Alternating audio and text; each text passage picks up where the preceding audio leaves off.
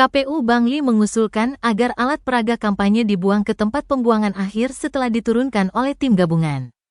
Usulan ini telah disetujui oleh penjabat sementara Bupati Bangli Imade Rentin. Anggota KPU Bangli Imade Surya Dharmayuda menjelaskan bahwa usulan tersebut diajukan karena KPU tidak memiliki gudang khusus untuk menyimpan APK yang telah diturunkan. APK yang diturunkan beberapa hari lalu untuk sementara disimpan di gudang KPU di wilayah LC Uma Bukal, jumlahnya sekitar 400 hingga 500 baliho. APK ini menjadi satu dengan logistik KPU. Namun dia menegaskan bahwa jika APK yang akan diturunkan nanti juga disimpan di sana, gudang logistik KPU akan penuh. Berdasarkan data dari Bawaslu Bangli terdapat 714 APK yang melanggar aturan.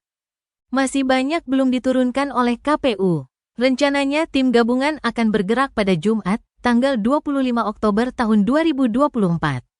Sebelum itu, tim pasangan calon diberikan kesempatan untuk menurunkan APK secara mandiri. Selain alasan tidak adanya tempat penyimpanan khusus, KPU mengusulkan agar APK langsung dibuang ke TPA karena sudah dianggap sebagai sampah.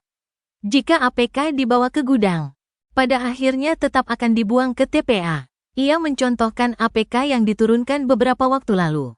Itu akan dibuang ke TPA karena hingga saat ini tidak ada tim paslon yang mengambilnya.